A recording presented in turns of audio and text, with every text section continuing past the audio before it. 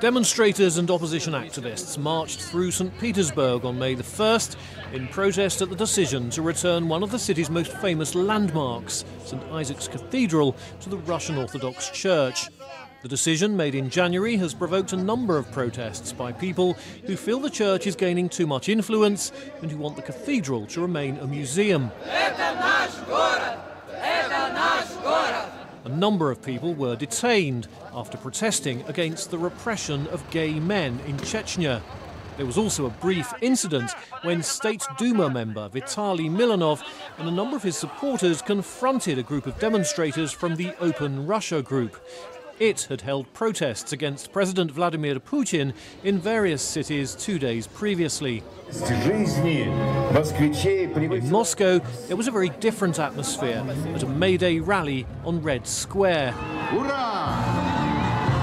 People waved Soviet and Russian flags, while others also held banners of Putin's United Russia Party.